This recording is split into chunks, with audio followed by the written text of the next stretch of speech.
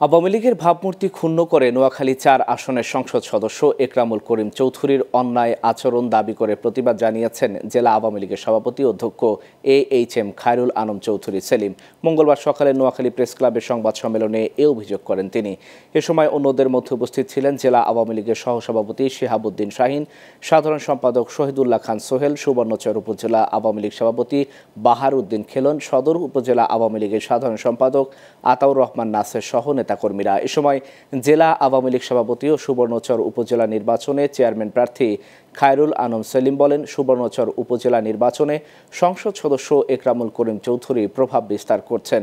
দলের হাইকমান্ডের নির্দেশনা অমান্য করে এমপি একরাম তার ছেলেকে শাবাব চৌধুরীকে প্রার্থী করেছেন। ভোটারদের হুমকি দিয়ে তিনি সুষ্ঠু নির্বাচনের পরিবেশ বিঘ্নিত করছেন বলেও অভিযোগ করেন সেলিম।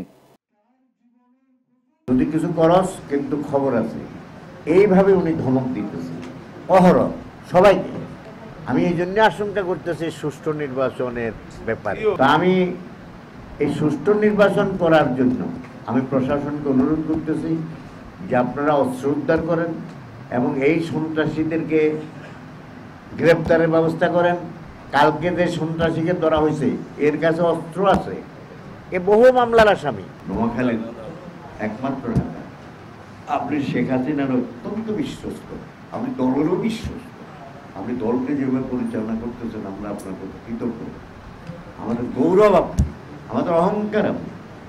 আমরা আশা করবো যে আপনি আমাদের সকল নেতাদের বক্তব্য শুনবেন এবং এই ব্যাপারে আমি প্রশাসনকে অনুরোধ করব যে মেহরবানি করে আপনারা একটা নিরপেক্ষ ভোটের ব্যবস্থা করেন। নিরপেক্ষ এমপি সাহেবের কথা এবং ক্ষমতার দাপটে না ভুলে একটা নিরপেক্ষ ভোটের ব্যবস্থা করেন। ইনশাল্লাহ জয় পরাজয় আল্লাহর হাতে।